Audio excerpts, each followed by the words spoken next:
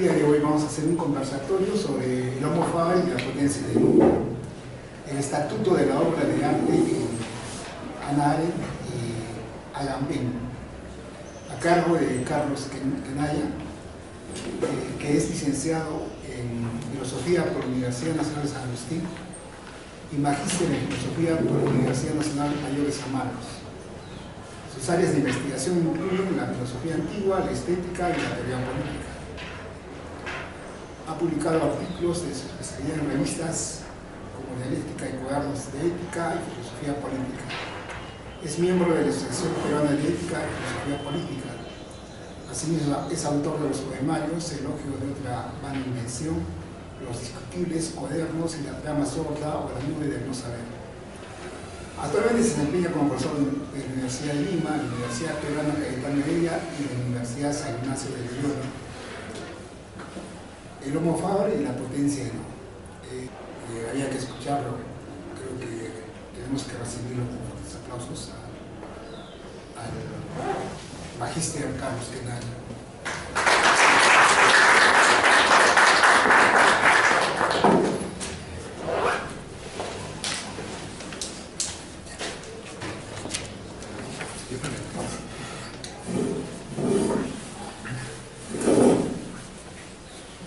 Bien, buenos días. Primero agradecer la invitación al doctor, al profesor Julio Tapia por haber hecho las gestiones posibles.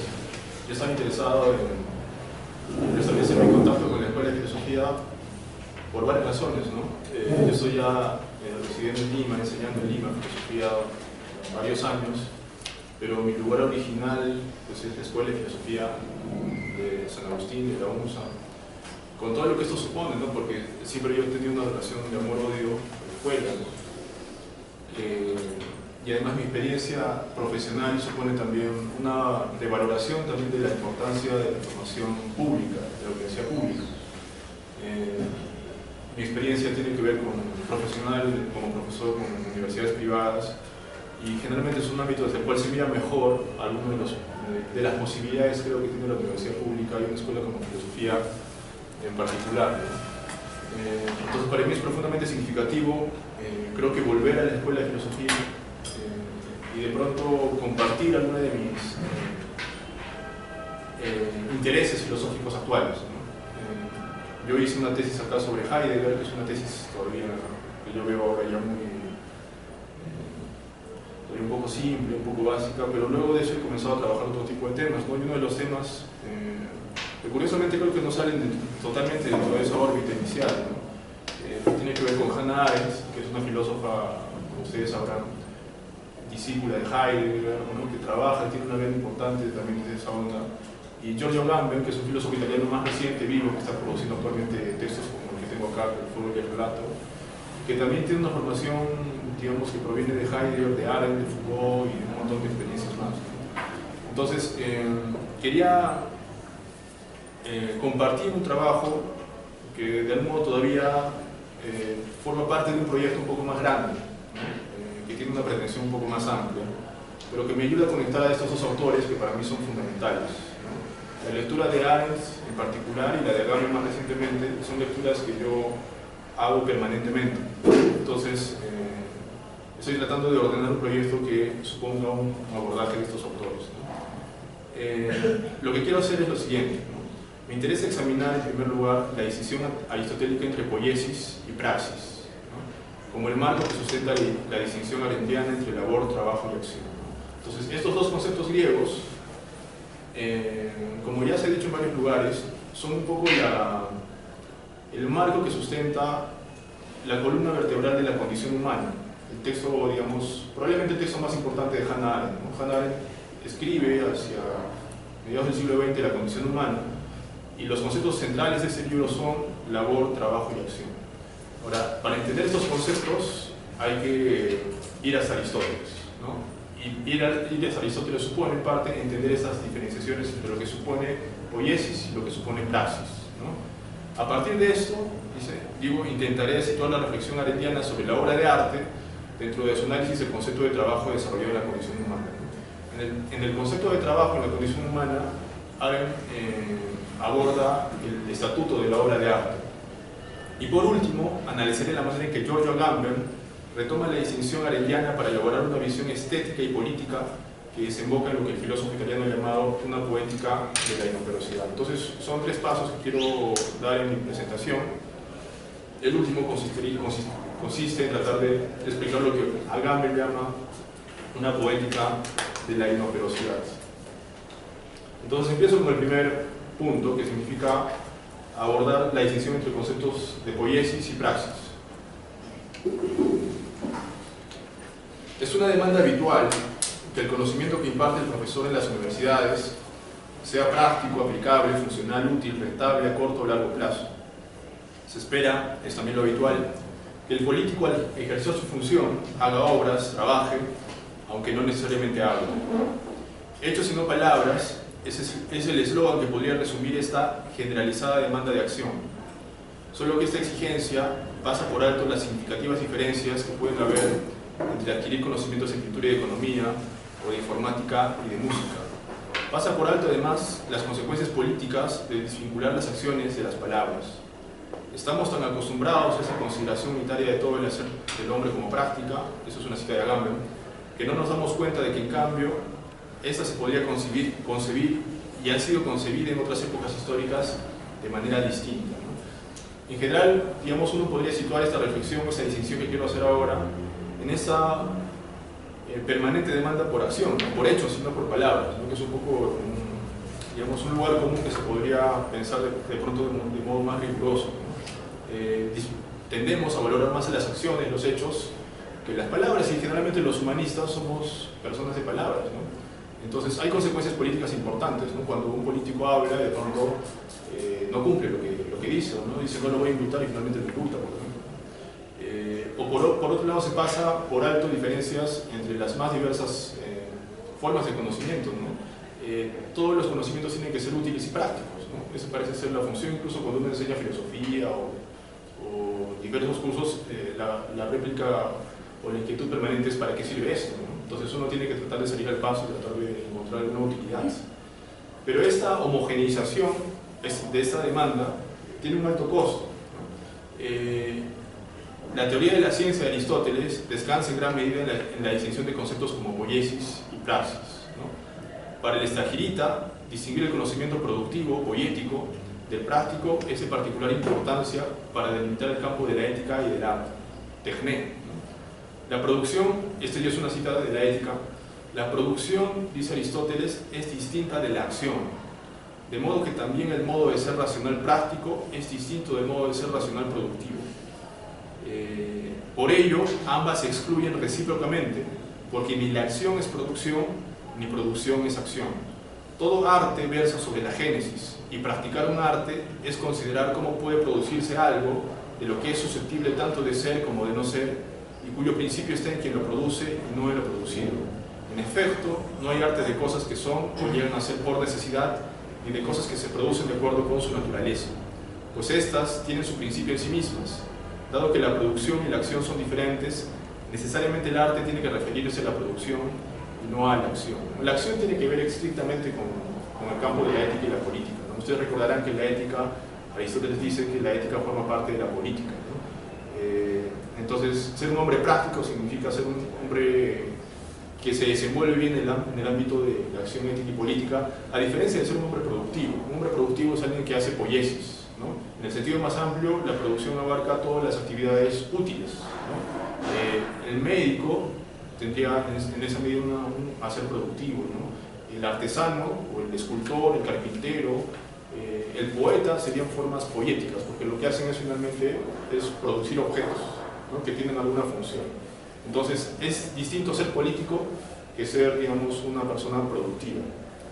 La poiesis y la praxis tienen estructuras racionales diferentes, también dice en este pasaje Aristóteles, ¿no?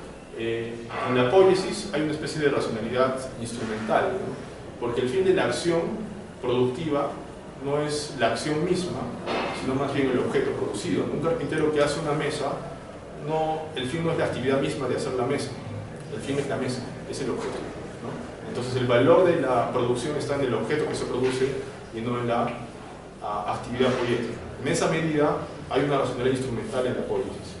En cambio, en la acción práctica, que es la dimensión ética, la acción es un fin en sí mismo, ¿no? Es decir, que la acción ética, por ejemplo, la justicia, no puede medirse en términos instrumentales, ¿no? Nadie es bueno, o no tendría valor moral ser bueno con el objeto de recibir algo a cambio. La bondad es un fin en sí mismo, o la justicia es un fin en sí mismo. Este no es un instrumento para obtener cosas a mi favor, ¿no? No puedo hacer pactos bajo la mesa en ese sentido, ¿no? Para que tenga mi acción valor ético. En esa medida hay una distinción entonces en el carácter racional tanto de la poiesis como de la praxis, ¿no? La praxis tiene que ver con la ética y la poiesis tiene esta dimensión de creación y producción de cosas, ¿no? Ahora bien, Agamben contrasta el significado de ambos conceptos relacionando poiesis con poien, producir en el sentido de llevar a ser, y praxis con pratein en el sentido de realizar. Asimismo, el filósofo italiano recuerda que el término techné, que es el que se usa para hablar de arte, designaba unitariamente tanto la actividad del artesano, que da forma a un jarrón o a un utensilio, como la del artista que plasma una estatua o escribe una poesía. Entonces, la palabra techné y la poiesis no hace una distinción entre las bellas artes y, digamos, las actividades productivas en general, ¿no? Abarca la totalidad de esas actividades. Los objetos producidos a través del arte son susceptibles de ser o no ser, es decir, son contingentes no necesarios. Su principio además no está en el objeto producido, sino en quien lo produce. Lo que diferencia los objetos hechos por las manos humanas respecto a los objetos naturales que tienen en sí el principio del movimiento. Pasaje que también puede ayudar a diferenciar pues, la techné, las artes, de la physis, la naturaleza, ¿no? Las cosas tienen el principio de movimiento fuera de ellos, es decir, en la gente que las hace, en la gente productor que las hace. La naturaleza tiene el principio de movimiento en sí misma, ¿no? Esa sería una diferencia entre techné y physis, ¿no? Para decir algo todavía rápido. El artista en ese sentido produce, no actúa, a diferencia del político que actúa pero no produce, porque el fin de la producción es distinta de ella. Hemos dicho que es una cosa, ¿no? Pero de la acción no puede serlo, pues una acción bien hecha es ella misma el fin. Esta es una cita de Aristóteles. Por eso creemos que Pericles y otros como él son prudentes, porque pueden ver lo que es bueno para ellos y para los hombres, y pensamos que esta es una cualidad propia de los administradores y de los políticos. La racionalidad productiva es una forma de racionalidad instrumental, pues la actividad del artista no es un fin en sí mismo, sino un medio con vistas al objeto producido. La racionalidad práctica, en cambio, tiene un carácter prudencial. La prudencia es la virtud principal de la ética aristotélica. La acción ética es ella misma un fin. No son identificables, por lo tanto, las actividades de un político como Pericles y un pintor como Polignoto. No son lo mismo, ¿no? Uno es práctico, prudente, Pericles, y el otro Polignoto es productivo, es un artista, ¿no? Tampoco sería lo mismo un sabio que un político, ¿no? Dentro de esas distinciones, ¿no? Por ejemplo, un sofos no sería práctico, ¿no? Su fin no es la acción, sino más bien el conocimiento, ¿no? Entonces, una cosa es hacer teoría, otra cosa es hacer praxis y otra cosa es hacer poiesis, ¿no? Parménides sería un sofos, ¿no? Alguien que busca el saber, pero no sería un hombre práctico, ¿no? No sería Pericles, ¿no? Esto tiene un marco aristotélico, por cierto, ¿no? Porque en Platón y en otros lados ya más bien pueden matizarse más estas separaciones, ¿no? Ahora bien, dentro del contexto griego ya surgen varias tensiones, ¿no? Porque tenemos en todo caso a un personaje que es el artista, el técnico, que hace cosas productivas. Tenemos a un político que es el hombre de acción, ¿no? Cuyo fin de la acción, dice Aristóteles, es ordenador. Y tenemos a un filósofo un poco más adelante que va a ser el hombre que busca saber, ¿no? Entre estos papeles dentro de la polis, cada uno va a reclamar, digamos, la preeminencia, sobre todo entre el político y el filósofo, ¿no? Entre la acción política y el saber filosófico va a haber una tensión, ¿no? ¿Cuál de las dos actividades es la más preeminente, ¿no? Durante muchos siglos, o durante mucho tiempo, sobre todo en el periodo clásico de Pericles, la política era la actividad más alta, ¿no? Pero Platón, ya con la presión de la filosofía, van a pensar que más bien que el hombre que hace ciencia, episteme, es el que representa mejor, digamos, las actividades más eminentes, ¿no? Ahora, Hannah Arendt realiza justamente una lectura a partir de estas dicotomías, ¿no? Cómo se desplaza cómo se subordina en el fondo la práctica política a otro tipo de actividades, ¿no? En el ámbito griego,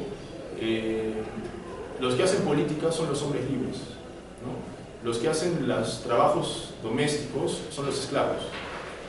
Estos trabajos cotidianos, que tienen que ver con el mantenimiento de la vida, con el mantenimiento del cuerpo, son propios de los esclavos, de las personas no libres, ¿no? Los hombres libres actúan, y en ese sentido no están ocupados de labores cotidianos. Las labores no se realizan en el ámbito público, sino se realizan en el ámbito privado. Para poder ser un político hay que ser capaz de tener resueltas las necesidades cotidianas para poder salir a la esfera pública y actuar libremente y ser política, ¿no? Ahora, el filósofo, en la lectura de Arendt, el hombre que hace teoría, es alguien que no solamente quiere liberarse de las necesidades de la vida biológica, sino también quiere liberarse de la política para hacer teoría. La política es algo que se hace junto con otros, ¿no? Con los otros que viven conmigo, ¿no? En cambio, para hacer filosofía, para hacer teoría, es posible hacerla estando solo, ¿no? Entonces, el político es un hombre que pertenece a una comunidad. El filósofo tiende a ser un poco más en el sentido político, no necesita de los demás para hacer teoría, ¿no? Ahora, dentro de las tensiones de la historia de la política occidental en la lectura de Arendt, esta categoría de acción, que supone una categoría también de libertad, va a ser subordinada al otro concepto que es importante en ella, que es el de labor, ¿no? Una cosa es labor, otra cosa es trabajo y otra cosa es acción. La acción tiene que ver con las actividades políticas en el ámbito de la comunidad y de la libertad. El trabajo tiene que ver con las actividades poéticas, ya estamos hablando un poco de la condición humana, ¿no? Y la labor tiene que ver con el mantenimiento de nuestro cuerpo, de nuestra vida biológica. Dentro de esas tres categorías, en el mundo moderno, la actividad que va a tener de algún modo la mayor preeminencia va a ser las actividades de la labor. Lo que en el mundo griego estaba supeditado a la vida privada, a la esfera privada, en el mundo de los esclavos, en el mundo moderno va a pasar a primer lugar y se va a volver política. Una sociedad de hombres que laboran, ya no que actúan en el sentido antiguo, sino que laboran, es una sociedad de consumo, ¿no? Es una sociedad donde lo más importante es consumir, alimentar el cuerpo, ¿no? Sería una forma de, probablemente lo que dicen, de relacionarlo tal vez con el concepto de biopolítica, ¿no? Que son políticas destinadas más bien a la subsistencia física del cuerpo, ¿no? Entonces la política moderna habría hecho ese desplazamiento, ¿no? Desde la acción o la teoría como las actividades más preeminentes, habría puesto la labor, que era la que tradicionalmente estaba destinada a los esclavos, como la más eminente, y habría subordinado las otras categorías bajo su perspectiva, ¿no? Entonces, la lectura de Arendt, de manera muy esquemática, explica este ascenso de la labor, este ascenso del hombre que labora, ¿no? Y de ahí un poco ya la segunda parte de mi trabajo, que sería el Homo Faber y la obra de Arendt. En palabras de Arendt, labor es la actividad correspondiente al proceso biológico del cuerpo humano, cuyo espontáneo crecimiento, metabolismo y decadencia final están ligados a las necesidades vitales producidas y alimentadas por las labores del proceso de la vida. La condición humana de labor es la misma vida. Estas actividades en la Grecia clásica son realizadas por los esclavos dentro de la esfera privada. Son actividades indispensables para el mantenimiento cotidiano de la vida y tienen un carácter cíclico y repetitivo. Entonces hay que contrastar también lo que sería labor y lo que sería trabajo, ¿no? Que no serían lo mismo. El trabajo, dentro del esquema arendtiano, que tiene una base aristotélica, sería la fabricación de utensilios, de objetos, ¿no? La labor son las actividades que tienen que ver con comer, con asearse, que tienen que realizarse todos los días, ¿no? Como seres mortales, biológicos, tenemos que realizar labores todos los días, limpieza, consumo, ¿no? El trabajo tiene que ver también con la producción de cosas y de un mundo artificial de cosas que hace posible que vivamos en un mundo humano, ¿no? Y no natural. Entonces no es lo mismo laborar que trabajar, y no es lo mismo laborar y trabajar que actuar, ¿no? El hombre que trabaja no necesariamente hace política. La política ocurre cuando dejamos de trabajar y comenzamos a entendernos a través de las palabras para emprender acciones, ¿no? Que tienen que ver con el destino de la comunidad, ¿no? Entonces, estas distinciones son claves en el texto ya de la condición humana, ¿no? Ahora, es curioso que dentro de su análisis del trabajo y dentro de su análisis de la labor, por cierto, ¿no? Porque Arendt también en ese texto está en debate con Marx, ¿no? Dentro de su concepto de trabajo incluye a las obras de arte, ¿no? Hay en la sección 23, si entendemos por trabajo, ¿no?, la producción de un mundo artificial de cosas útiles, uno pensaría que tiene que ver las obras de arte. Si las obras de arte se caracterizan, uno diría, por su belleza y no por su utilidad, ¿no?, tradicionalmente hablando.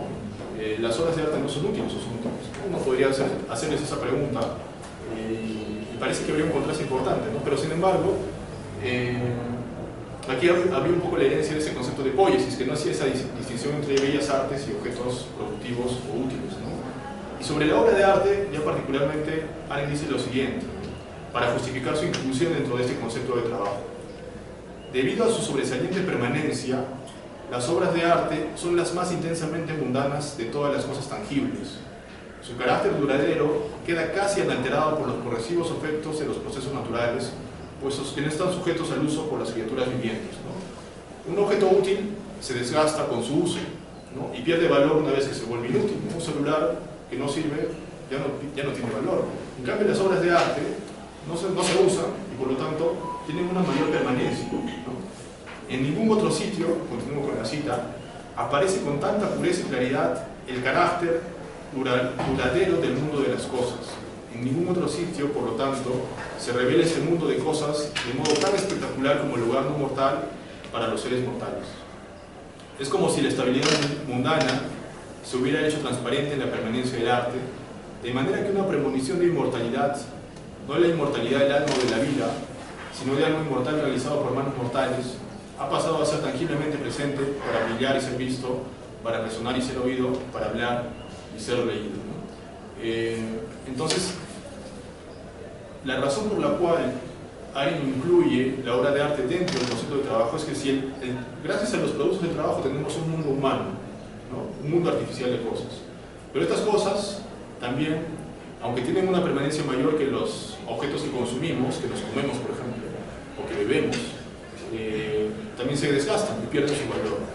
Las obras de arte son las más duraderas de las cosas producidas por el hombre, y en esa medida le dan una mayor permanencia al mundo en que vivimos, constituyen una cultura, es decir, estabilizan este mundo mortal, ¿no? Es, en ese sentido, algo inmortal realizado por manos mortales, ¿no?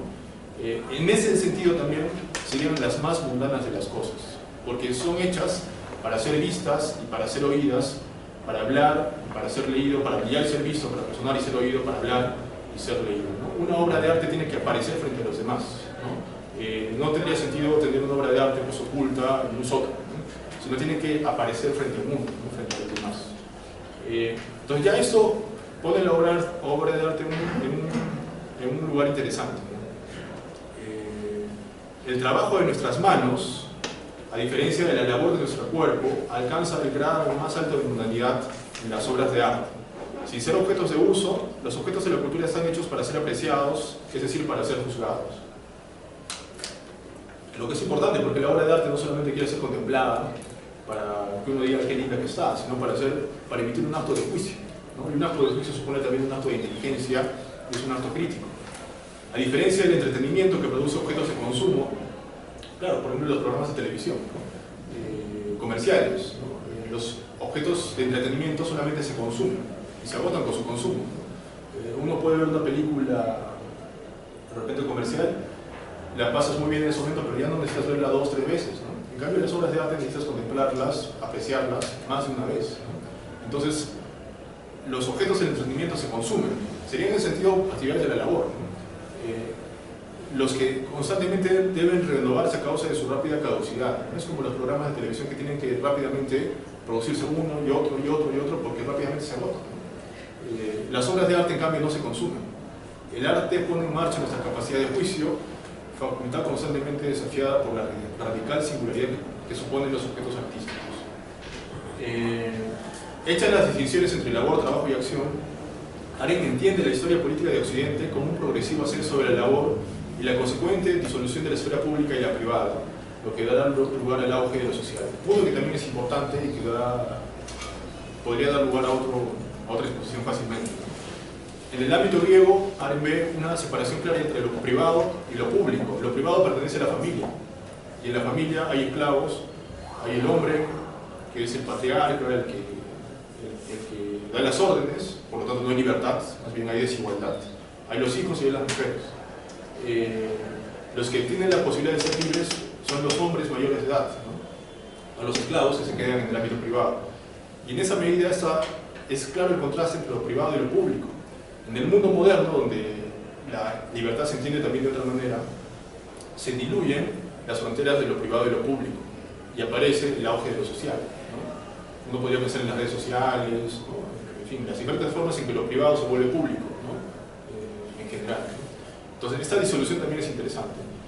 Vistas las cosas así, las actividades prácticas desde la modernidad se entenderán principalmente desde la perspectiva de la labor, lo que significa que la política se subordinará a la economía, ¿no? Etimológicamente, economía viene de oikos, ¿no? Oikos es hogar, casa.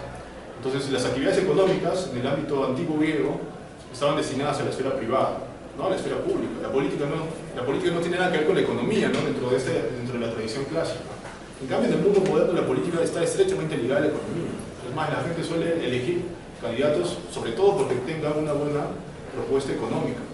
Entonces, eso sería un referente más de cómo las actividades de la labor son preponderantes en la esfera pública y son principalmente la herramienta política en el mundo moderno, ¿no? Entonces, la economía, que en el ámbito antiguo era la administración del hogar, se vuelve en el mundo moderno en los estados-nación como grandes familias, ¿no? El estado-nación es una especie de gran familia, ¿no?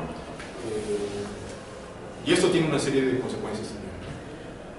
Asimismo, ya en lo que respecta al estatuto de la obra de arte, Agamben explica la distinción que separa a los objetos incluidos entre el concepto de poiesis.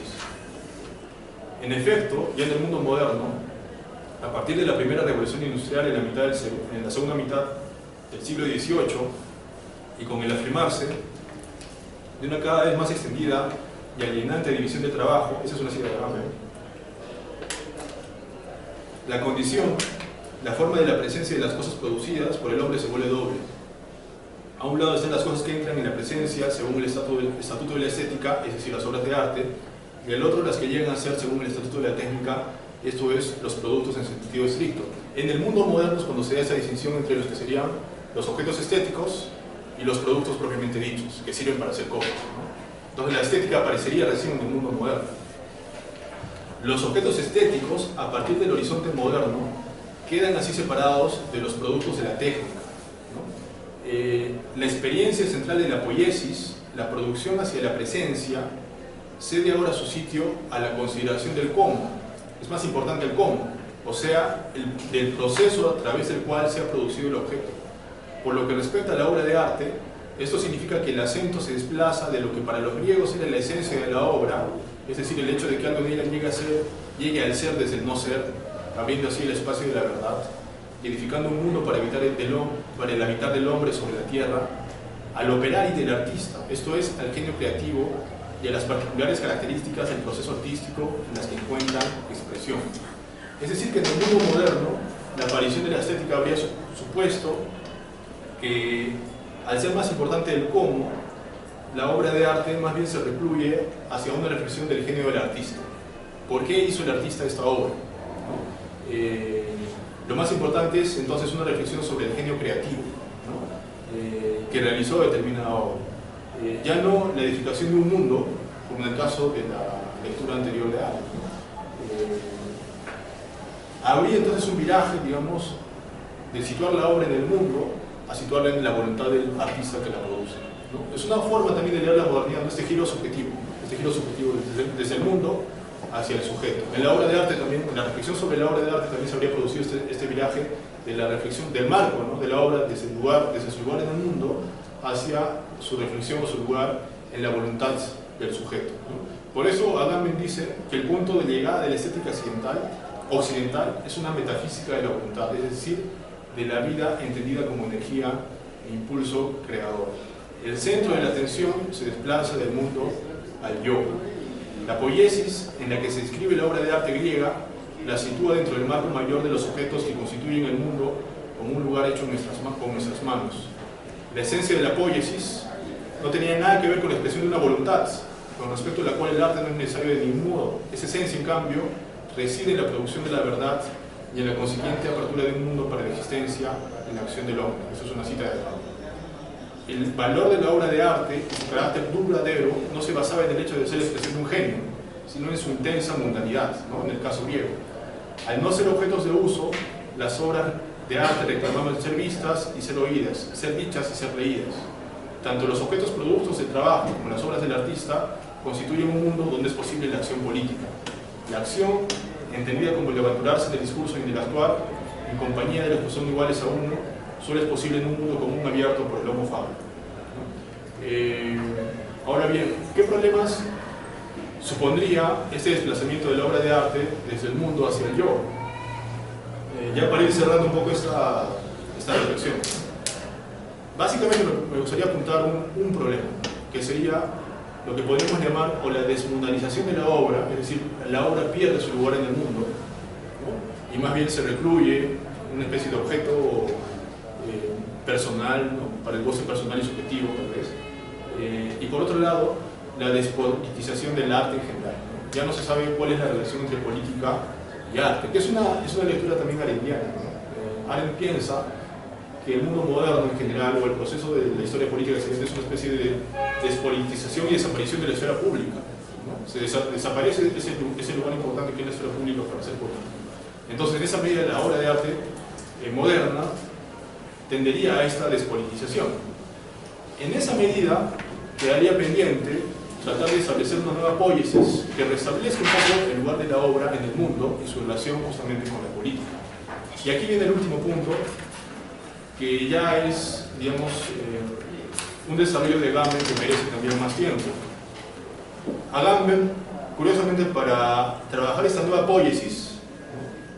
Que restablezca el vínculo entre la obra y el mundo, o entre la obra y la política, vuelve a Aristóteles, ¿no? Y de ahí la importancia, y en eso yo soy militante, la importancia de leer a los textos clásicos, ¿no? Él trabaja el concepto de dinamis, que es el concepto de potencia.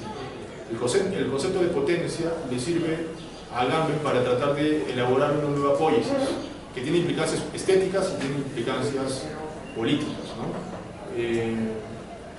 El concepto de potencia, de dinamis, en Aristóteles es bastante conocido, ¿no? Las cosas, el cambio en general, piensa Aristóteles, pasan de ser en potencia a ser en acto, ¿no? Entonces, un niño puede ser de pronto un arquitecto en potencia, ¿no? Lo será en acto cuando ya sea arquitecto efectivamente. Pero esta potencia tiene una doble condición, porque la potencia se caracteriza porque puede ser y puede no ser. Es la potencia de ser y de no ser, o de hacer y de no hacer. Por ejemplo, alguien que adquiere una técnica determinada, por ejemplo un médico, puede curar, tiene la potencia de curar, pero también tiene la potencia de no curar, paradójicamente, porque no siempre el médico logra su objetivo, es decir, efectivamente cura. Su conocimiento no lo conduce necesariamente a la realización final del acto de dar salud a una persona. Podría por mil motivos no curar, ¿no? Un carpintero no siempre está haciendo carpetas, es decir, puede hacer carpetas o mesas y puede no hacerlas. Entonces, tener una técnica, tener un saber productivo, supone tener la potencia de hacer, pero también la potencia de no hacer. Y eso también es interesante porque nos podría ayudar a criticar esta idea un poco más popular, ¿no? Tipo autoayuda, ¿no? Voluntarista, de que todo es posible, si se puede, no si se puede, ¿no?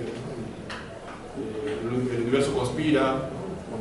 ¿Cómo es la resistencia? Que las cosas conspiran a tu favor porque tú las deseas, las piensas, ¿no? La potencia humana es contingente, y en esa medida, cuando somos seres contingentes y vulnerables, nuestros proyectos que nos proponemos pueden ser y pueden no ser, no están determinados necesariamente a que sean, como los planteamos que sean. Y en el caso de la obra de arte, ya para terminar, curiosamente, esta potencia de no, y de ahí un poco el título de mi trabajo, es la que permanece en la obra misma. Es decir, la potencia no se termina de realizar, como en el caso de pronto de las cosas útiles, ¿no?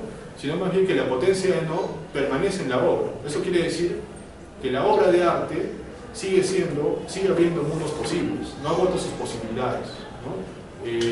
La obra, en ese sentido, abre posibilidades, no cierra posibilidades. Si cerrara posibilidades es porque ya es apto, completamente apto. Pero la obra de arte, en lugar de concluir en el acto para el cual es potente, más bien permanece en una dimensión, digamos, más utópica, en medida en que abre un espacio de posibilidad y de preguntas. Una alusión que me parece a mí clave, en el caso de Agamben, es en el caso de la poesía, particularmente en el caso de Vallejo, ¿no? Agamben es uno de los pocos filósofos occidentales, al menos es el único contemporáneo que conozco, que en varios ensayos hace una reflexión sobre, no solamente sobre la obra de arte, ¿no? Desde el lugar en el que proviene, desde Heidegger, Arendt, por explicarse un poco esto, sino incluso sobre Vallejo, ¿no? Y lo pone en el más alto lugar, ¿no? Entonces, para terminar, me gustaría leer esa cita, ¿no? A propósito de lo que dice Agamben sobre la poesía. Espero que llegados a este punto, aquello que denominé poética de la inoperosidad esté ahora en cierta forma más claro. Quizá el modelo por excelencia de la operación que consiste en volver inoperosas todas las obras humanas sea la poesía. ¿Qué es la poesía sino una operación en el lenguaje que desactiva y vuelve inoperosas las funciones comunicativas e informativas para abrirles a su nuevo posible uso? Si uno piensa en la poesía no tiene como fin informar, dar noticias, ¿no? Comunicar. Uno a menudo cuando lee poesía no entiende lo que la poesía dice, ¿no? Y de ahí que tenga tan pocos lectores. Esto hace inoperoso, es decir, hace que el lenguaje no cumpla una función, no tenga una utilidad clara cuando uno escribe poesía. O en los términos de Spinoza, el punto en que la lengua, que ha desactivado sus funciones utilitarias, descansa en sí misma, contempla su potencia de exilio.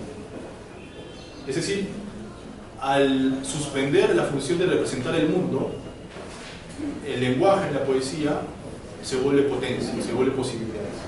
En ese sentido, continúa Agamben, la comedia o los cantos, o la semilla del llanto, son la contemplación de la lengua italiana. La sextina de Arnaud Daniel, la contemplación de la lengua provenzal. Trilce y los poemas póstumos de Vallejo, la contemplación de la lengua española.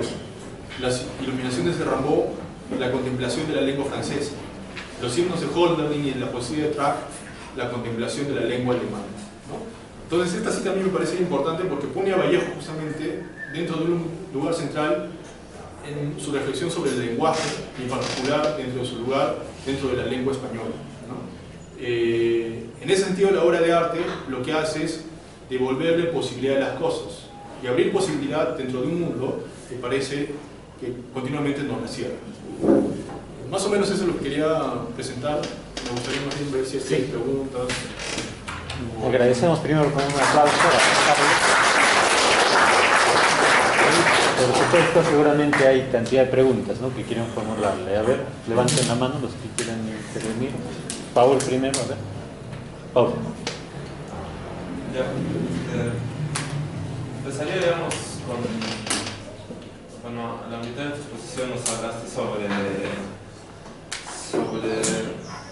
ese tipo, digamos, de convivencia, digamos, entre lo que en un tiempo Platón, digamos, definía, digamos, en las clases, ¿no?, que digamos en el Estado, ¿no?, su propuesta, ¿no?, de dejar, digamos, a los filósofos el gobierno, a los guerreros, digamos, la custodia, digamos, y a los sectores, digamos, o sea, clasificar los sectores, ¿no?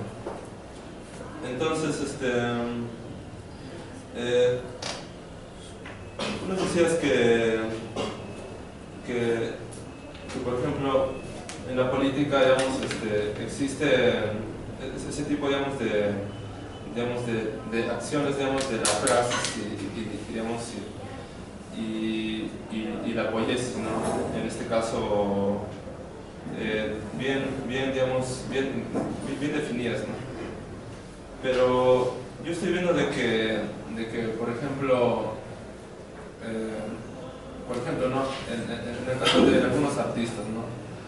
Algunos artistas, por ejemplo, en su vida fueron trabajadores, digamos, personas mundanas, personas que no tenían un trabajo fijo, ¿no? Y a través de esas experiencias es que fue que que hicieron grandes obras también, ¿no? O sea, no simplemente significaba que, digamos, un artista tenga harto dinero, digamos, comodidades para hacer una gran obra, ¿no? Y, digamos, complementando con tu idea de Agamben sobre la potencia del ser y el no ser, o sea, digamos que lo plasmáramos eso en la actuación de un político, ¿no? O sea, el político puede, digamos, hacer, o sea, que tener una buena visión, digamos, de una sociedad, pero quizás esa visión no la puede realizar, o sea puede proponerla, ¿no? Pero no se puede realizar. Entonces, es igual entonces, con el artista. Entonces, es necesario, bueno, desde mi punto de vista, que exista ese tipo de, digamos, o sea, un político podría, por ejemplo, ser un buen político, digamos, si es que está en el gobierno, se dedica a eso, pero luego ya no, se dedica a otras actividades, por ejemplo, que le gusta, digamos, la jardinería, o no sé, ser obrero. O sea, podría haber esa convivencia, digamos, se podría decir cíclica entre el ser y el no ser, o, digamos, o la sociedad moderna, como tú lo dices, ya está digamos, clasificada hacia algo. No sé si entendí bien lo que todo tu comentario, pero digamos, la intención ha sido ver cómo ciertos conceptos tienen una historia que son producto también de un debate y producen ciertas tensiones. En el caso del griego y sobre todo es más que platónica, la lectura acá es aristotélica. Tanto Agamben como Arendt tienen una fuerte lectura de Aristóteles. Entonces, más que separar, por ejemplo, el estado en clases sociales, lo que hace Aristóteles en su teoría de la ciencia, él dice que hay tres tipos de ciencias, ¿no? Las ciencias teóricas, las ciencias productivas y las ciencias prácticas, es distinguir, ¿no? Qué cosa le corresponde, qué tipo de conocimiento tiene como fin el conocimiento de tales objetos. Entonces, los conocimientos teóricos, por ejemplo, las matemáticas, la metafísica, el conocimiento del ser, no es un conocimiento contingente, es un conocimiento que busca verdades universales, absolutas. Entonces, las verdades matemáticas no pueden ser contingentes, tienen que superar la contingencia. En cambio, el conocimiento poético y el conocimiento práctico son conocimientos contingentes, porque, como tú dices, el político puede querer hacer muchas cosas, en el ámbito político se pueden plantear muchas cosas, pero pueden salir otras, ¿no? Por diferentes razones, ¿no? No solamente por la voluntad de un individuo. Entonces, la praxis está más bien atravesada por la contingencia humana. Y la poiesis también, la actividad de hacer cosas, ¿no? Porque esta mesa podría ser también de otra manera. No hay una necesidad de que sea así como es, podría también hacerse de otra manera, ¿no?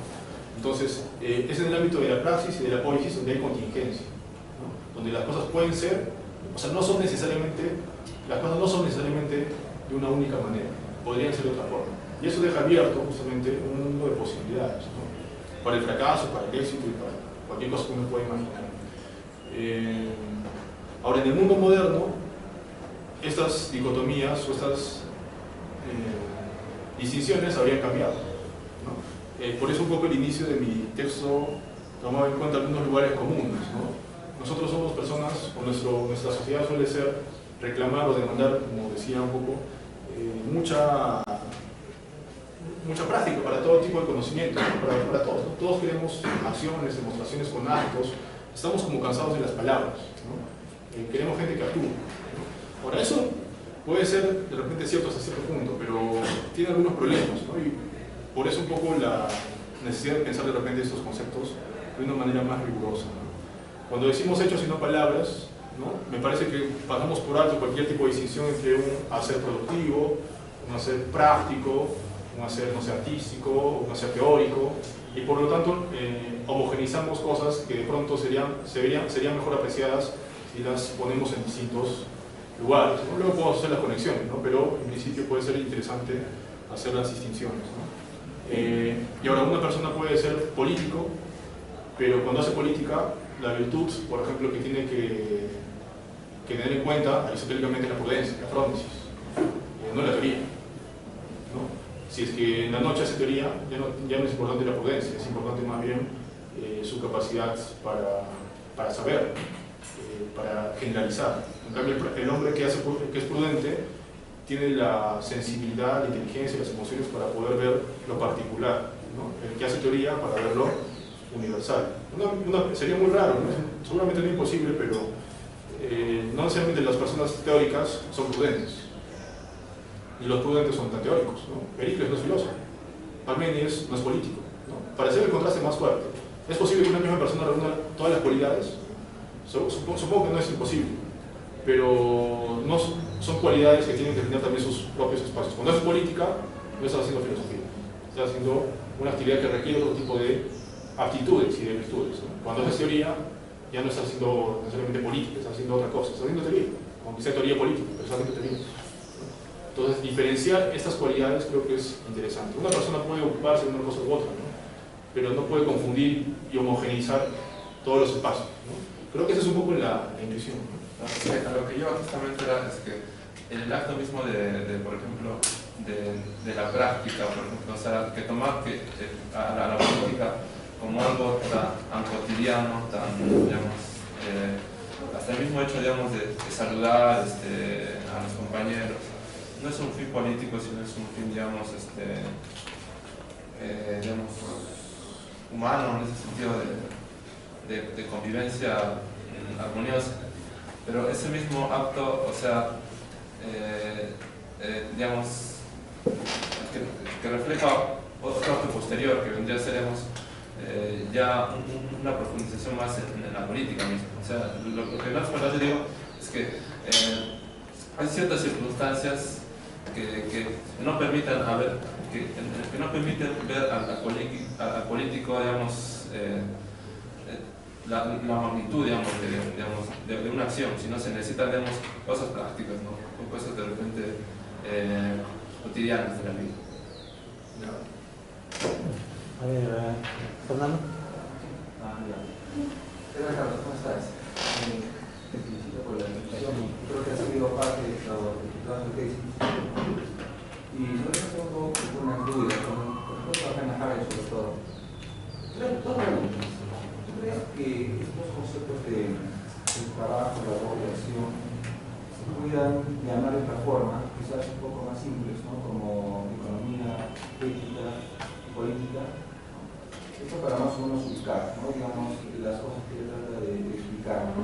Por ejemplo, el labor tú dices que es el cuidado de uno mismo, ¿no? Y me parece mucho lo que Foucault decía cuando rescata a los griegos, el cultivo de uno mismo, ¿no? Entonces, se puede tener esa lectura general. Después, ¿cómo hace Hannah Arendt para resolver este asunto del valor en el trabajo? Porque, como tú lo has dicho en un momento, ella prácticamente está debatiendo con Marx en algunos puntos, pero bueno, quienes conocen un poco a Marx saben de que para él el fin del trabajo es crear mercancía, ¿no? La mercancía ya tiene por sí misma un valor que es un valor, digamos, negativo, ¿no? Es el valor de gozo, de cambio, ¿no? Y siempre respondiendo el valor del trabajo, del esfuerzo, que es más o menos algo que tú has querido de alguna forma mostrar con esto del arte, ¿no? Pero en el texto mismo van a dejar cómo resuelve el asunto. Es una buena pregunta. Ya, a ver, sobre la relación entre Foucault y Arendt, es una relación muy productiva. Agamben tiene el texto, uno de sus textos más claros se llama Homo Sacra, y ahí justamente es una conexión entre la idea de biopolítica, que es esa idea que reflexiona, enfoca la política en base como que dirige la política hacia el ser humano básicamente como un cuerpo biológico. El concepto de labor de Arendt se acerca mucho a eso, sería un antecedente de ello, y le reclama a Foucault que no haya dirigido su concepto de biopolítica a la reflexión sobre el totalitarismo contemporáneo. Y Arendt sí hace este trabajo en otro texto, los orígenes del totalitarismo. Entonces Arendt trabaja el tema del totalitarismo, que es lo que no hace Foucault, pero no conecta su concepto de labor y su reflexión sobre la condición humana en la lectura de Agamben con esa reflexión inicial sobre el totalitarismo. O sea, no conecta la condición humana con los orígenes del totalitarismo. Habría ahí un hueco que llenar. Y esa es la tarea que hace Agamben. Entonces, de hecho, esos dos filósofos son autores que sí se pueden y se deben, y sería muy fértil, digamos, también trabajarlos en parejas y ver qué cosas traen, ¿no? comentarlo, ¿no? Agamben es uno de ellos, ¿no? Sobre el otro punto, que es el de Marx, ¿no? Ya sería un poco más largo, ¿no? Y de repente más interesante también de repente ver cuál es la lectura de Arendt de Marx. Por un lado, como he venido, a partir de lo que he dicho, Arendt discute con cualquier visión historicista del curso de las cosas. La base aristotélica le da más bien una posibilidad de ver la contingencia de los asuntos humanos, ¿no? Que no están destinados a ser de una manera o de otra, no sigue una línea de tiempo hacia el progreso, hacia la revolución, hacia el comunismo, lo que sea. O sea, no hay un curso que podamos predecir de antemano cuando nos referimos a los asuntos humanos. A diferencia del curso de los fenómenos en la naturaleza, que son predecibles, el curso de las acciones humanas no son predecibles, ¿no? Entonces eso le aleja ya de cualquier visión historicista, ¿no? Y le aleja también de Marx. Por otra parte, para decir algo también un poco rápido, yo creo que lo que Arendt le reprocha a Marx es que al final su ideal de la realización del comunismo es una forma de anular la actividad política. O sea, ya no hay política, ¿no? Porque todo el mundo ya está de un modo realizado. Ya no hay necesidad en el comunismo de realizar actividades productivas, de labor, ¿no? O realizar actividades que conciernen a la labor, porque eso ya está solucionado. En cambio, Arendt piensa que la labor es algo de lo cual, en tanto seres humanos condicionados, nunca nos podemos liberar. En cualquier sociedad, en cualquier contexto, siempre van a haber actividades relacionadas con la labor. Y en el comunismo podríamos liberarnos de realizar actividades relacionadas con la labor. Y por otro lado, ese ideal, en el fondo, como repito, de Marx, para la lectura de Arendt sería muy poco político, ¿no?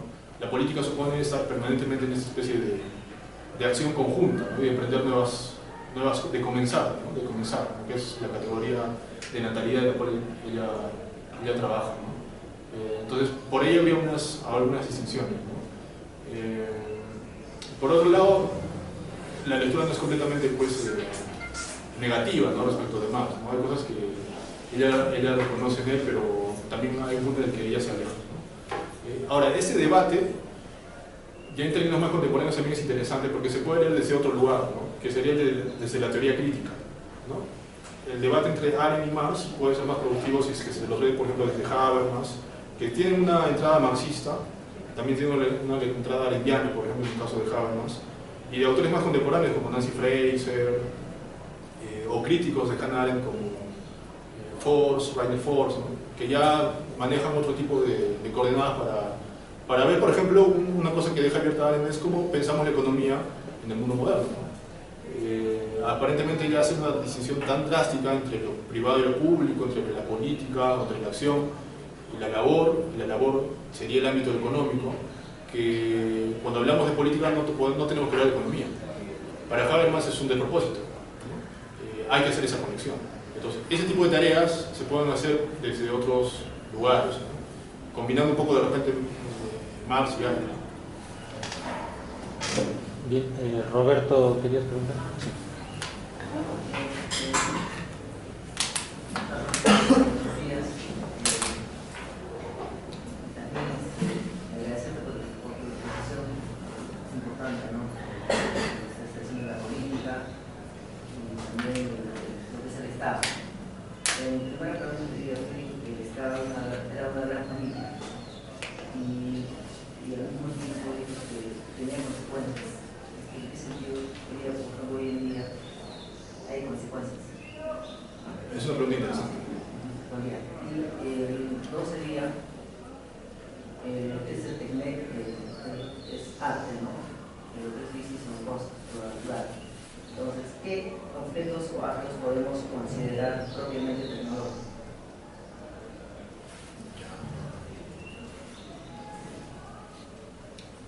Sobre el primer punto, entre la relación, entre la idea del Estado como una gran familia, en el ámbito clásico, en el ámbito privado, en la esfera privada de la familia, no hay igualdad, hay desigualdad. Hay alguien que manda y los demás obedecen. El hombre manda y los demás, esclavos, mujeres, niños, obedecen, por lo tanto no hay libertad. Si trasladamos ese orden de cosas al ámbito más grande del Estado, El Estado sería también un lugar tipo Hobbes, ¿no? Donde hay alguien que manda y que hace justicia, impone ciertas leyes y los demás, que son los ciudadanos que pertenecen al Estado, también tienen como función principal la obediencia y no la libertad.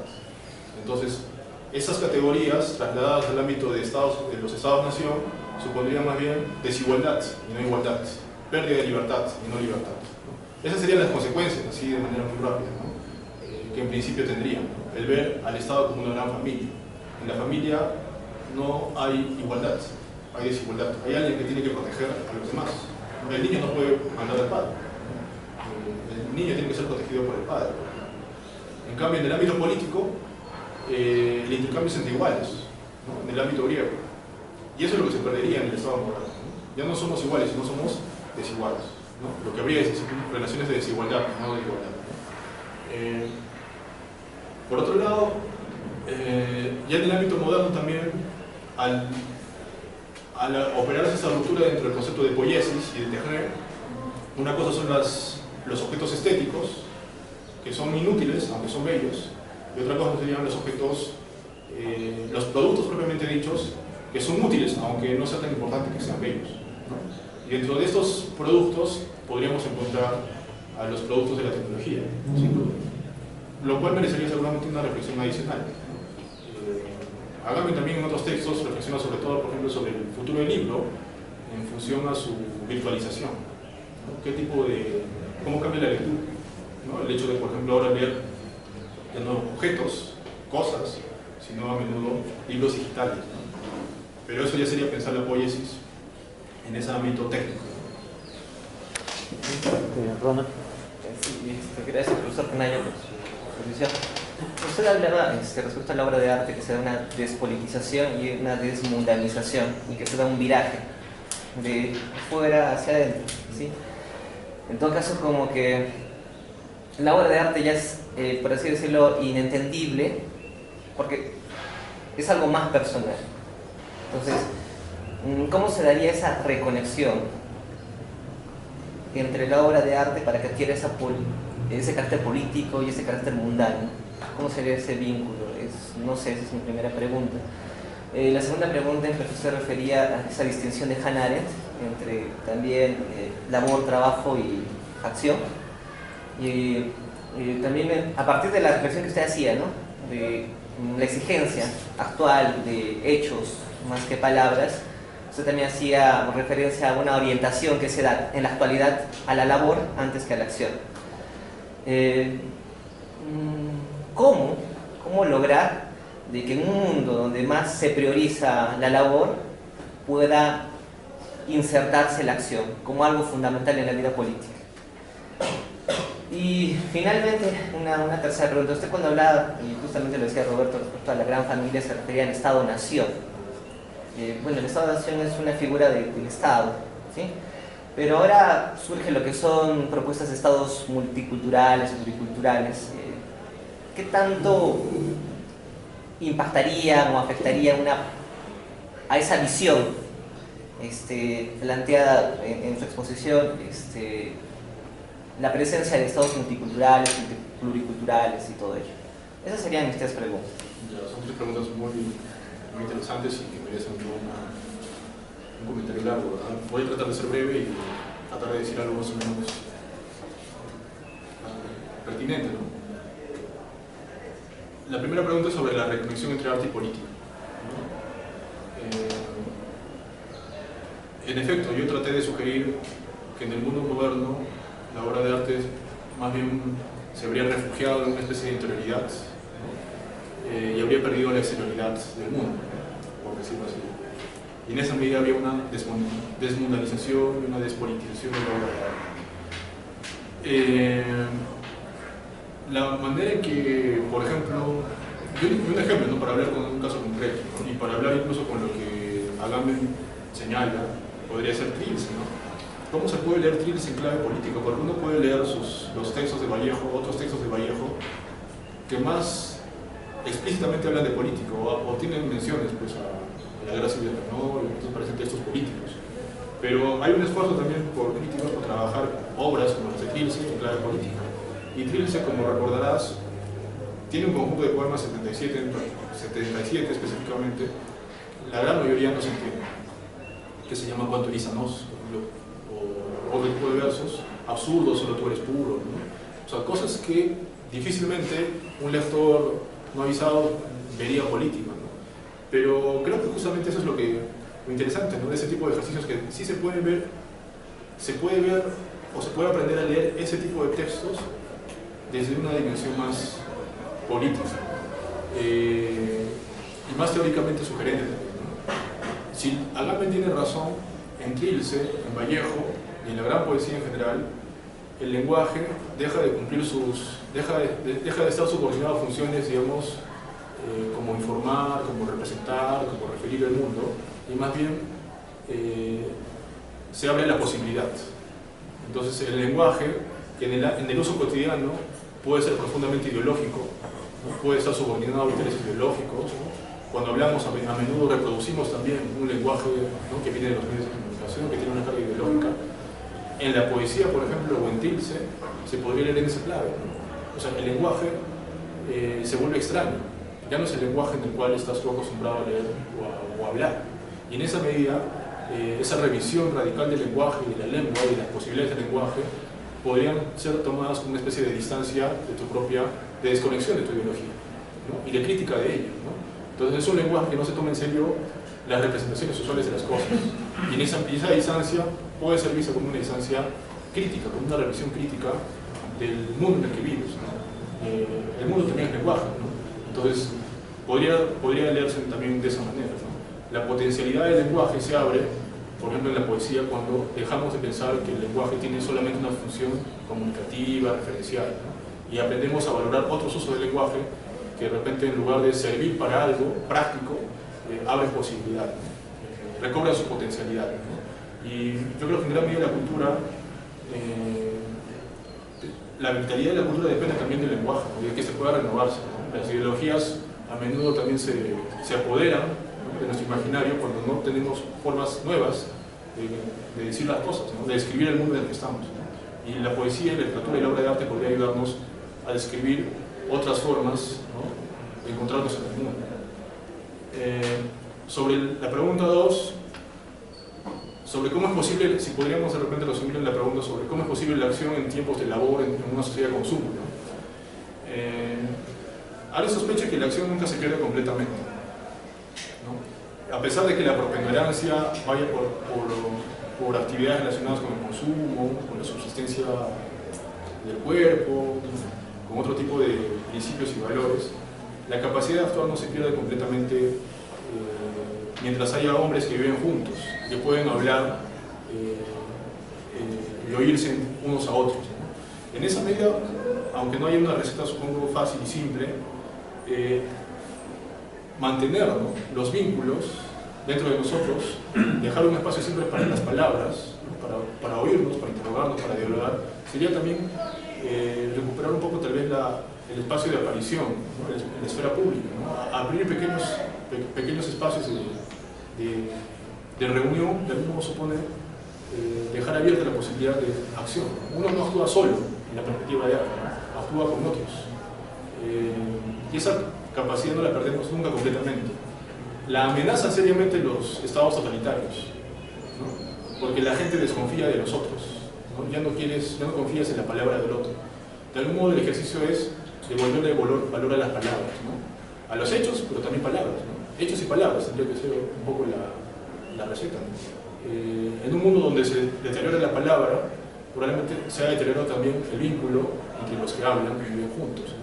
Hay que aprender, y tal vez nosotros que nos dedicamos a cosas como filosofía, nuestro trabajo será seguramente pensar, ¿no? El sentido y el valor político, social, estético, humanista que tiene el lenguaje, la palabra, el discurso, ¿no? Sobre la relación con los estados multiculturales. Claro, en efecto, ya hay toda una reflexión contemporánea sobre el multiculturalismo. Arendt no trabaja este concepto, pero trabaja el concepto de pluralidad, ¿no? La libertad no es posible sin pluralidad. En alguna medida se podría hacer, es decir, no hay acción, no hay discurso, ahí donde todos somos idénticos y todos decimos lo mismo. La acción y el discurso supone más bien individuos que piensan con su propia cabeza y que pueden decir cosas diferentes, ¿no? Si un Estado multicultural se entiende en clave de pluralidad, probablemente sería cercano, podría, ¿no? Coger algunos elementos de la reflexión de Arendt, ¿no? Aunque el concepto de libertad en Arendt también es muy especial. Normalmente el concepto de libertad dentro de autores como Taylor o Lirica puede tener una base más liberal, que es un punto con el cual, como Isaiah Berlin, por ejemplo, ¿no? que trabaja el concepto de libertad, pero lo trabajan desde una óptica más en clave de sujeto, de individuo, ¿no? El concepto de libertad negativa supone que uno es libre hasta no perjudicar a los demás, ¿no? Ese concepto, por ejemplo, no estaría cercano a lo que quiere decir Arendt con libertad, ¿no? Pero el concepto de pluralidad sí, y en esa medida se podría ser fructífera el acercamiento. Bien, Marat, adelante. El último texto que mencionó sobre Gadamer, haciendo una referencia a algunas expresiones artísticas, me da la impresión de que considera arte netamente aquellas, algún arte, digamos, clásico, no tanto las expresiones nuevas que hay hoy en día.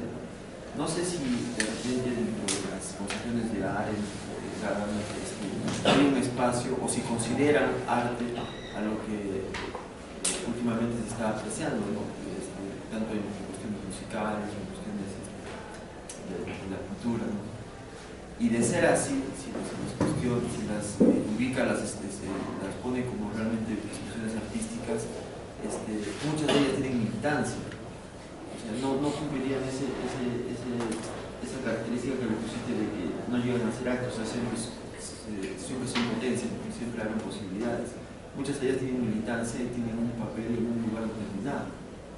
¿Cómo abordarían estos autores ese tipo de expresiones? ¿En qué obras de arte se pensando vos? Digamos en la música punk, digamos, ¿no? O en el arte postmoderno hoy en día, ¿no? Expresiones. Otro día se vi una pintora brasileña que, por ejemplo, que expresaba con su cuerpo, y luego hacía las pinturas con su cuerpo y luego de eso la destruía, porque era solamente una rebeldía, ¿no? De expresar el cuerpo de mujer.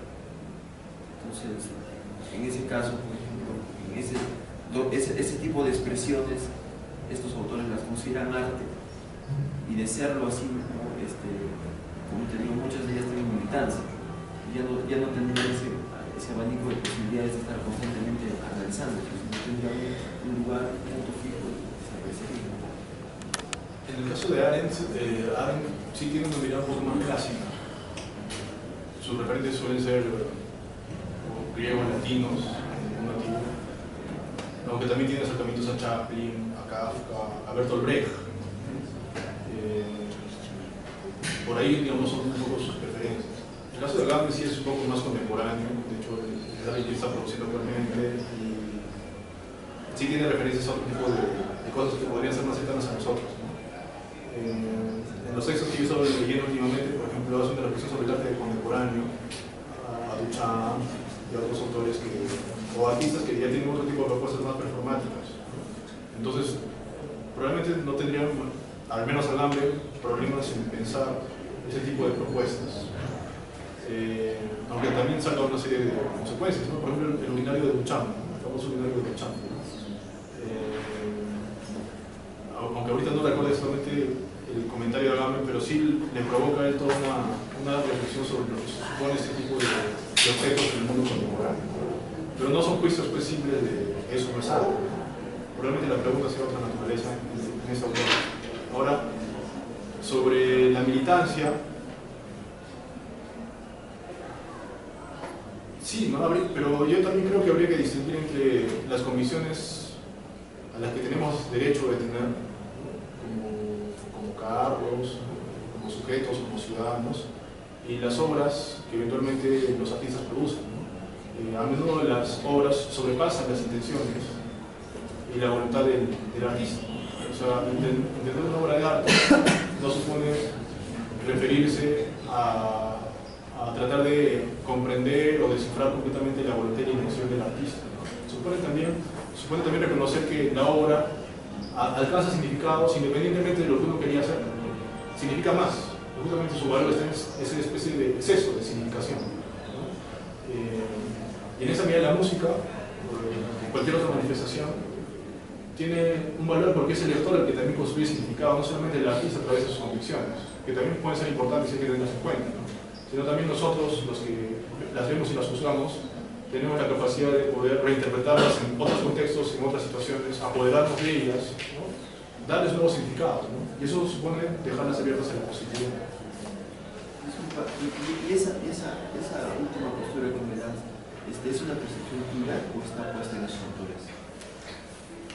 De algún modo Agamben podría estar cercano a eso, aunque probablemente Gadamer sería también una especie de llegada para criticar esta hermenéutica, digamos, romántica, ¿no? De interpretar la obra simplemente como una especie de traducción de la intención del autor y dejarla a la obra un espacio más abierto de significados, ¿no? Pero Agamben sí, probablemente estaría un poco más cerca de ese tipo de temas. Sam. Muchas gracias por la exposición.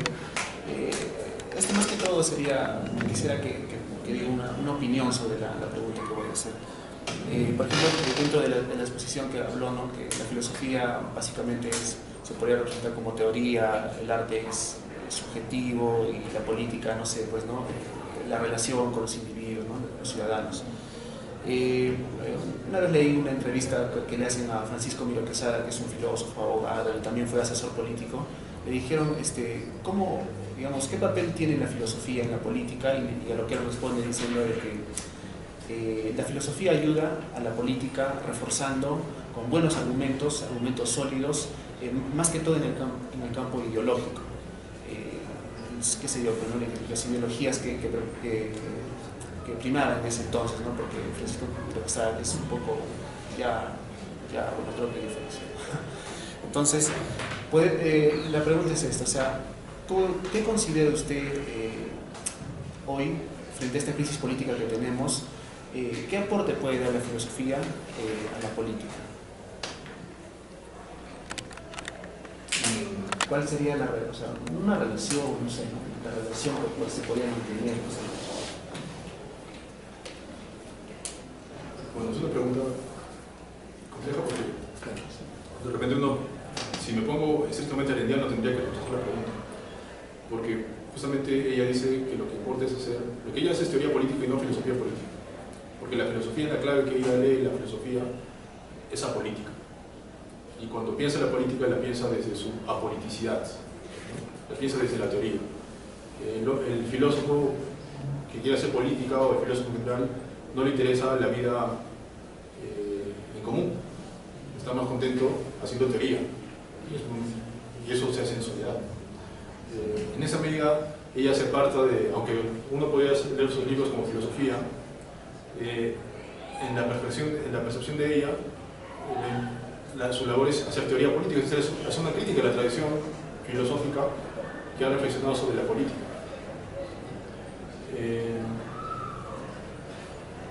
Dicho esto, en el caso de Ayn, la filosofía por supuesto es importante, pero por ejemplo para pensar fenómenos como el totalitarismo, que son fenómenos profundamente violentos, fuertes, en lugar de apelar en primer lugar a la filosofía, ella solía apelar primero a la historia, y no a la historia de la filosofía, sino a la historia. Es decir, hay que conocer las historias de las vidas humanas que estamos tratando de conocer y de pensar, testimonios. Entonces hay testimonios de sus alumnos que decían que en sus clases decía cero teorías, ¿no? Más bien historia, hay que leer historia. Entonces uno, de repente, la formación filosófica que recibe, a menudo primero recibe la teoría y en segundo o tercer lugar va y lee historia, ¿no? Historia. En ese sentido habría que tener una distancia crítica de la filosofía, ¿no? Porque a veces la filosofía tiene esas visiones universalizadoras, generalizadoras, que pueden más bien perder de vista lo que para alguien como Arendt es fundamental, que es las vidas particulares, ¿no? Los destinos individuales, ¿no? Ahora, la reflexión teórica, política, yo creo que es importante siempre y cuando justamente se conecte con con lo particular. Y lo particular creo que le corresponde a la historia, a la literatura, al arte, y por lo tanto tiene que haber un trabajo interdisciplinario, ¿no? O sea, la filosofía pura yo creo que no es suficiente para pensar la política, ¿no? Es importante, sí, pero hay que pensarla con sociología, con otro tipo de disciplinas también, ¿no? Para no perder perspectiva, ¿no? Uno, por ejemplo, no sé si a ustedes les pasa, ¿no? Pero a mí también incluso me resulta difícil, ¿no? En coyunturas tan críticas como las que estamos, no es muy frecuente encontrar a filósofos hablando, ¿no? Comentando las coyunturas, enjuiciando los hechos. Yo siento que en general al filósofo le resulta muy difícil hablar de lo que pasa. Tiene más problemas por hablar de lo que pasa que el periodista, que el literato. El periodista y el literato son los que más hablan de la coyuntura, ¿no? A los filósofos parece que nos cuesta más hablar de las cosas que pasan. Y probablemente tenga que ver con nuestra formación, que es profundamente teórica. En cambio, el historiador, el sociólogo está más acostumbrado a ver hechos, ¿no? Historias particulares, ¿no? Entonces, es un tema que tenemos que trabajar, creo, ¿no? Para poder articular la teoría, que es importante, pero para hacer teoría no haces teoría en el momento, la haces cuando ya las cosas han pasado, ¿no? Entonces, es un poco extraño, ¿no? Entonces, para hacer teoría, las cosas ya tienen que haberse consumado, ¿no? Pero es importante también tener una especie de actitud un poco más vigilante, juiciosa, seguramente de nuestro presente, ¿no? Arendt es un buen ejemplo en ese sentido, ¿no? Porque ella escribe también sobre cosas que ocurren en el presente, ¿no? El desafío es probablemente pensar el presente con perspectiva hacia el pasado, hacia el futuro, ¿no? En esa brecha que ella pensaba que se podría ver entre el pasado y el futuro. A ver, una... Deseo hacer una construcción de los criterios de la psicoanálisis, hacer una nueva lectura, porque establecer un acto como un objeto implica detenimiento, y el detenimiento se puede analizar, se puede voltear, pero yo empleo el término acto, lecturas aristotélicas no empleo el término actualización. En este sentido, arrojo toda esta teoría de movimiento hacia situaciones, hacia objetos. Y estos criterios llevados al arte, porque empezaba a decir que el arte, el objeto artístico, para resumirlo, es quien proyectaba posibilidad, emanaba esa posibilidad. Entonces, ponía por el otro lado al objeto de consumo, al cual usualmente se rechaza. ¿No? En ese sentido quería destacar el segundo objeto, el objeto de consumo, porque este también está abierto a posibilidades, pero no posibilidades en sí, que parten de sí mismas, sino a posibilidades que el mercado arroja sobre ellas. Este es el primer punto. Y por otro lado, cuando consideras a que hay acciones o pensamientos que se pueden pensar en sí mismos, por ejemplo, en las lecturas aristotélicas, emplear la bondad en sí misma o la amistad en sí misma, me parece una reflexión académica, es más, imposible, porque siempre detrás de ese pensamiento en sí mismo hay una pretensión.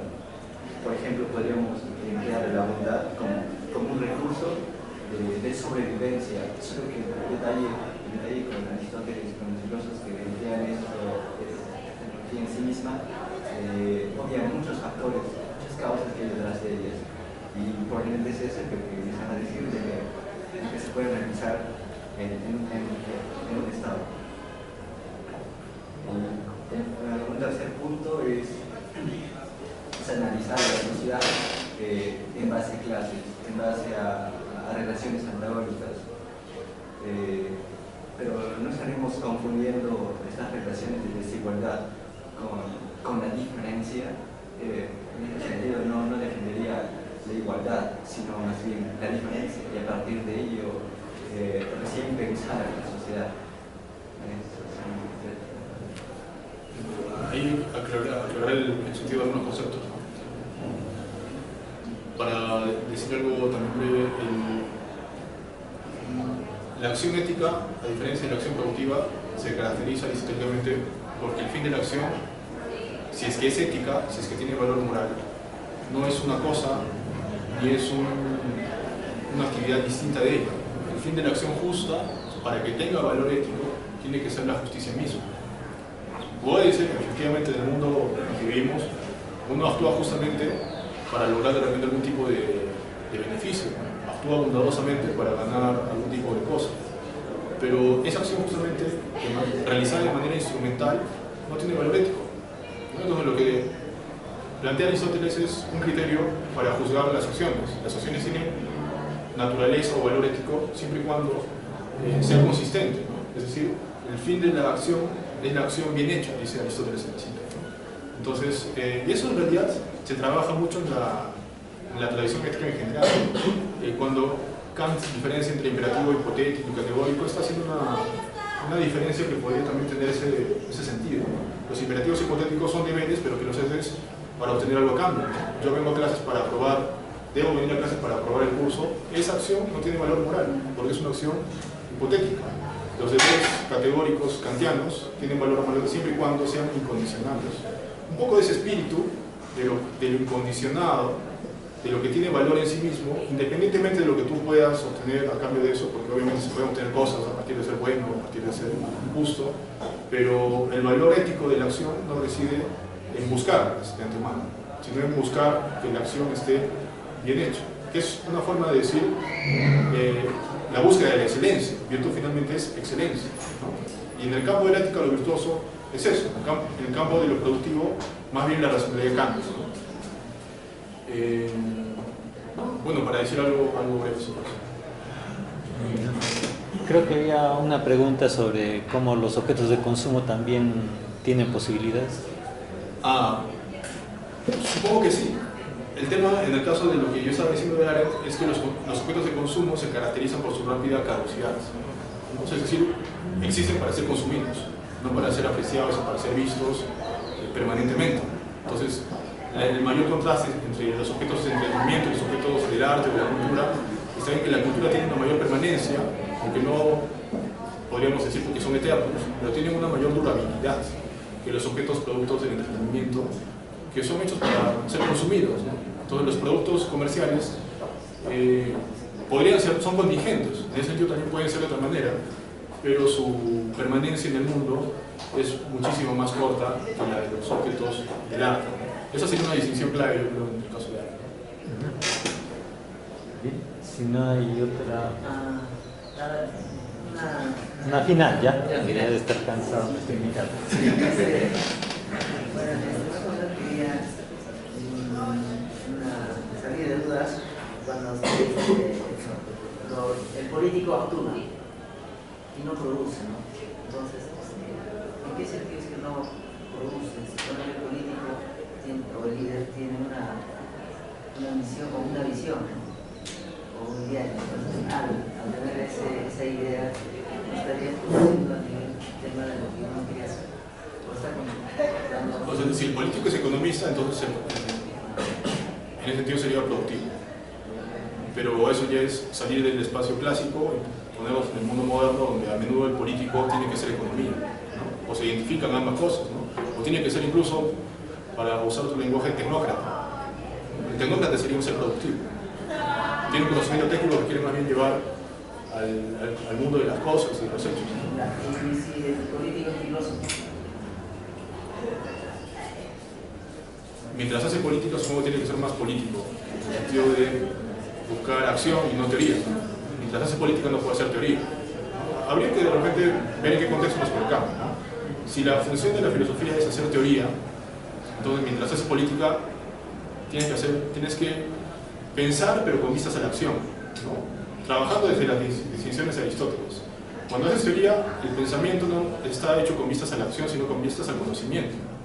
Es el saber por el saber mismo, ¿no? Cuando haces ética, el saber es con vistas a la acción. Entonces, al político le corresponde el conocimiento sobre todo de la ética, ¿no? Por algo también le corresponde a los otros conocimientos también, pero sobre todo le corresponde el conocimiento ético-político, porque es el saber con vistas a la acción. El conocimiento teórico no sea, en el sentido aristotélico, no tiene como fin la acción, sino el conocimiento mismo. En ese sentido y en ese contexto, la acción no es productiva, porque no busca que la acción tenga como resultado la fabricación de objetos útiles. La fabricación de objetos útiles le corresponde al técnico, a la actividad poética. Entonces, Pericles, por eso decía, no es polignoto, no es un pintor. El pintor tiene que hacer cosas con sus manos. Pericles tiene que actuar. Parménides tiene que pensar. En esa medida estamos definiendo simplemente los papeles de cada personaje, de cada actor, digamos, dentro del contexto cultural griego. Ya, en el mundo moderno esos papeles se entrecruzan, cambian, tienen sus metamorfosis, ya eso es historia. Pero es interesante en todo caso ese primer marco para ver cómo se van entrecruzando, cómo se van de pronto oponiendo, reconciliando.